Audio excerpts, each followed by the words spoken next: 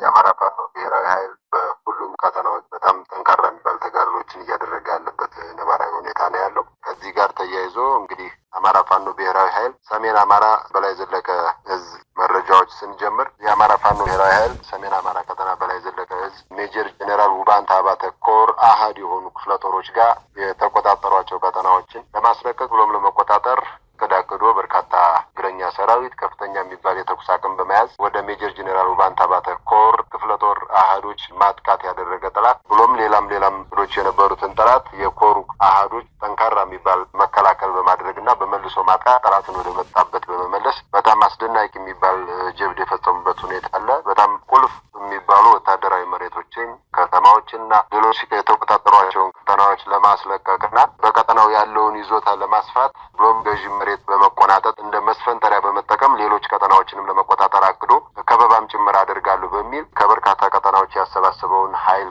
በከፍተኛ የተኩስ አቅም ጭምር ማጥቃት አድርጎ ነበር። ይህንን ማጥቃት በመከላከል ሜጀር ጄኔራል ውባንታ አባተ ኮር አሃዶች በመልሶ ማጥቃት የመጣውን ጠላት ያሰበውን ነገር ሁሉ በማፈራረስ አስደናቂ የሚባል ጀብድ ፈጽመው ትልቅ ድል የተጎናጸፉበት ቀጠናቸውን ያስከበሩበት ይዞታቸውን ያስከበሩበትና አሁንም ገዥ መሬቶችን ጭምር ተቆናጠው ለሌላ ድል ለሌላ ቀጠናዎችን ለመቆጣጠር የሚያስችል ቁመና ላይ ያሉበትን ሁኔታ ያስመዘገቡበት ድል ነው ያለው። በዚሁ በበላይ ዘለቀ ሌሎች መረጃዎችም አሉ። በኢንተርኔት መቆራረጥ ምክንያት እስካሁን እጃችን ላይ አልደረሱም። እንደደረሱ የምናሳውቅ ይሆናል። ሌላው የአማራ ፋኖ ብሔራዊ ኃይል ምዕራብ አማራ ቀጠና ቴዎድሮስ እዝ አሁንም ሰሞኑን እንደምታውቁት የዞንና የወረዳ ከተሞችን ታዳጊ የቀበሌ ገጠር ከተሞችን ጭምር የከተማ ከተሞችን የተቆጣጠረ ያለበት ሁኔታ እንዳለ ይታወቃል ማለት ነው። አሁንም በዚሁ ቀጠና የዋድ አዲስ ዓለም ከተማን ለመውረር ከጂጋና ደንበጫ ከተማ በብረት ለበስ ታጅቦ የመጣውን የአገዛዙ ዙፋን ጠባቂ ሰራዊት አሁንም ማጥቃት ነው የመጣው። ጥብቅ መከላከል በማድረግ በመልሶ ማጥቃት ወደ መጣበት ቀጠና በአናብስቶቹ ኢንጂነር ክበር ተመስገን ልጆች ተቀጥቅጦ የተመለሰበት ሁኔታ አለ። ዛሬ መስከረም 28 2018 ዓ.ም ማለዳ ጀምሮ ማለት ነው ዋድ አዲስ ዓለም ከተማን ለመውረርና ከጂጋ ከደንበጫ ከተማ ብረት ለበስ ዙ 23 ሌሎች ከፍተኛ የሚባሉ የቡድንና የመካናይዝድ ተኩስ አቅም ጭምር አጠናክሮ የመጣበት ሁኔታ አለ። ለማጥቃት ቤዙን መሰረቱን ለቆ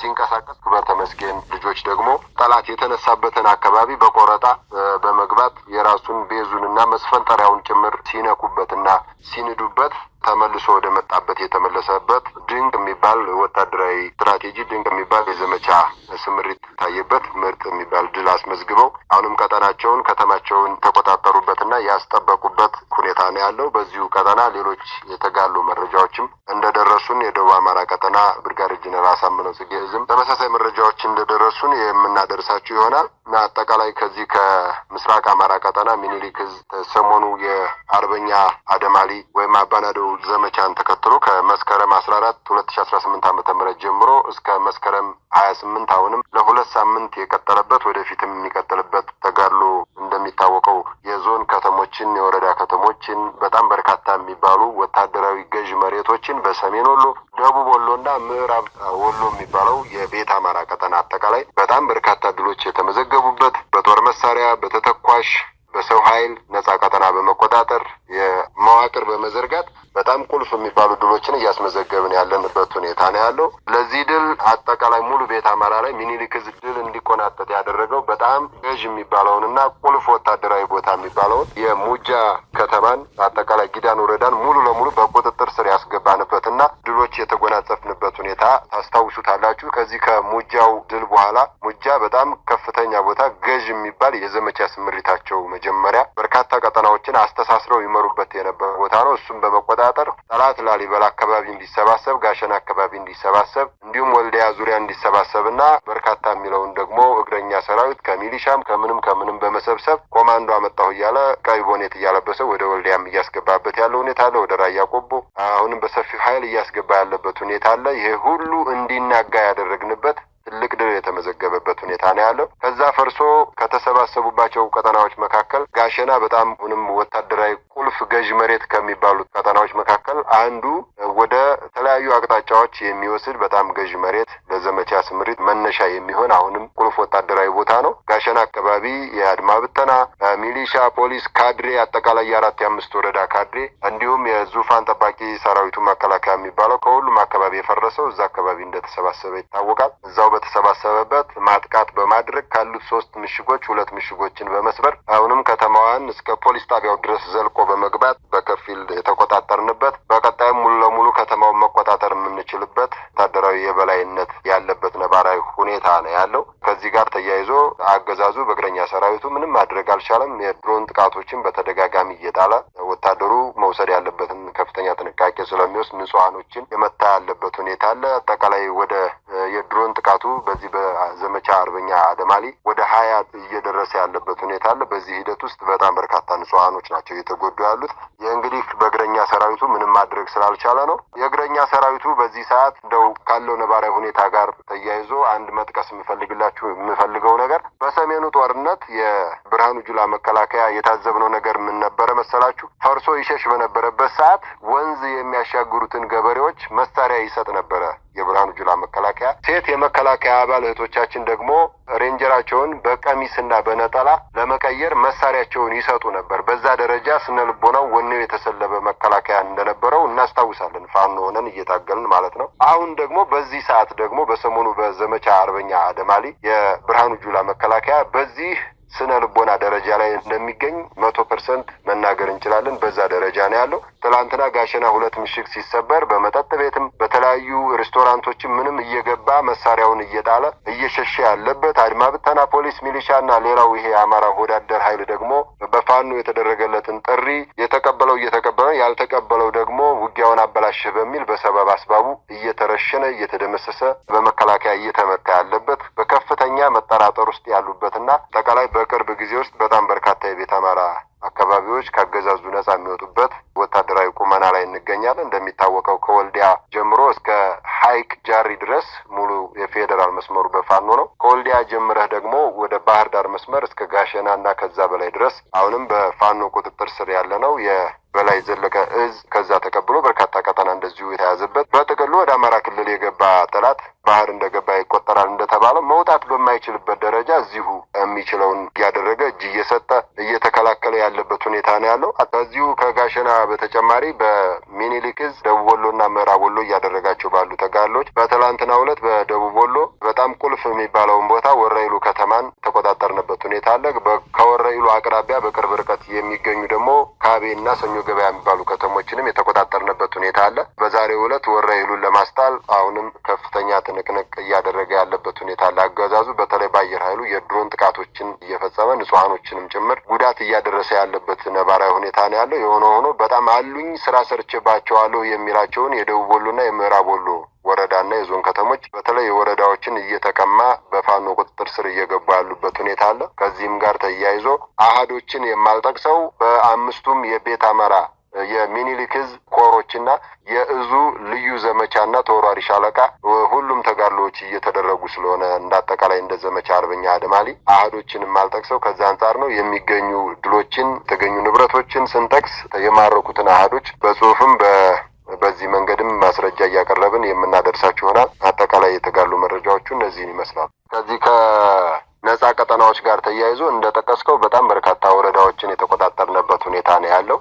ወረዳ ሲባል የከተማ አስተዳደር መቀመጫዎችም የገጠር ወረዳዎችም የዙሪያ ወረዳም መቀመጫው በተመሳሳይ ስለሆነ እነዛን ጨምሮ በርካታ ገጠርና የከተማ ቀበሌዎችን የወረዳ ከተሞችን ዞኖችን ከበባ አድርገን ያለንበት ሁኔታ ነው ያለው። ነጻ ያወጣናቸው ቀጠናዎች ህዝብ በማወያየት ህዝብ ጋር ውይይት በማድረግ ህዝባችን የወደደውን የፈቀደውን መሪ እየመረጠ የህዝብ አስተዳደር መዋቅር እየዘረጋን ያለንበት ሁኔታ አለ። ከፍተኛ ውይይት አለ። በተለይ ህዝቡ በዚህ በዘመቻ አርበኛ አደማሊ ወይም አባናደው ገዛዙ ንጹሃኖችን ጨምሮ መሰረተ ልማቶችን፣ ጤና ተቋማቶችን፣ የጤና ባለሙያዎችን ጨምሮ እናቶች፣ ህጻናቶች በግፍ የተጨፈጨፉበትን ሁኔታ በማየቱ ልጆቻችን የምትናገሩት ሁሌ በቤተ ክርስቲያን፣ በመስጊድ፣ በሰደቃ፣ በፍታት ስትናገሩ የነበረው ነገር በሙሉ እውነት መሆኑን አይተናል። የአብይ አህመዱ አገዛዝ የብልጽግና አገዛዝ የአማራ ህዝብ ላይ ዘር ማጥፋት እየፈጸመ እንደሆነ ሳንቃ ጤና ጣቢያን በድሮን ሲያወድም ንጹሃኖችን ሲገል የጤና ባለሙያዎችን ሲገል ሲጨፈጭፍ ያየንበት ሁኔታ አለ። ይሄ ግልጽ ማሳያ ነው በሚል ህዝቡ አስተያየት እየሰጠ ያለበት ነባራዊ ሁኔታ አለ።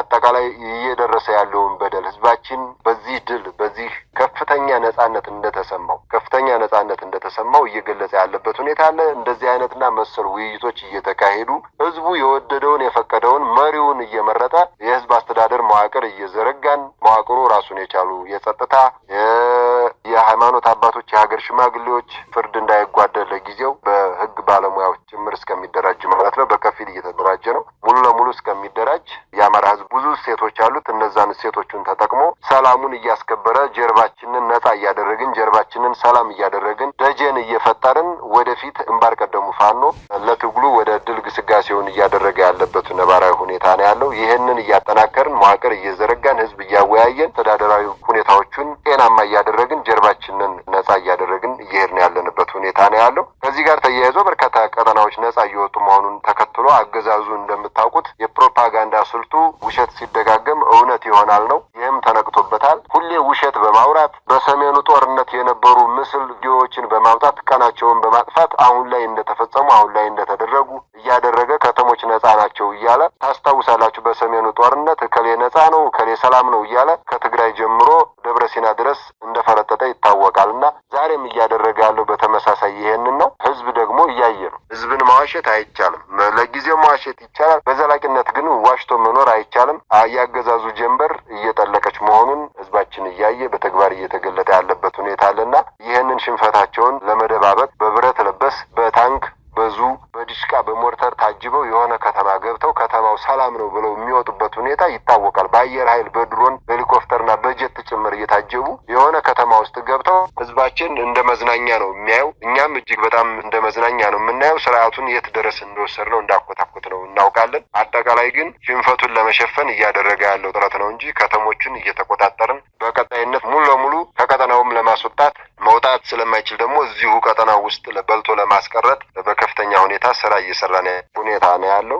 በዛ በኩል አንዳንድ ምላሾች እየመጡ ነው። ቀላምና ምላሾች ሙሉ ለሙሉ እንደደረሱንና የተግባር እርምጃ እንደተጀመረ ሙሉ ዝርዝሩን የምናደርሳችሁ ይሆናል። በጥቅሉ ግን በውጊያው ከፍተኛ ሁኔታ በጣም በከፍተኛ ሁኔታ የቆሰሉ ምናልባትም አካለ ጎዶሎ ሊሆኑ የሚችሉ የመከላከያ አድማ ብተና የሚሊሻና አጠቃላይ ያገዛዙ ጥምር ጦር አባላቶች በከፍተኛ ሁኔታ ጉዳት የደረሰባቸውን በምንችለው በአቅማችን እያከምን እስከዛሬ ያቆየንበት ሁኔታ አለ። እነዚህን አይነት ቁስለኞችን ለቀይ መስቀል ያስረከብንበት ሁኔታ አለ። በቀጣይ ሙሉ ዝርዝር ማስረጃ ይዘን እንመጣለን። አጠቃላይ ግን እንደነዚህ አይነት እንቅስቃሴዎች ተጀምረዋል። ሙሉ ለሙሉ ያለቀ ተጠናቀቀ ነገር ሲኖር ዝርዝር ማስረጃውን የምናደርሳችሁ ይሆናል። እነዚህና መሰል ስራዎችን ግን እየሰራን ነው ያለው።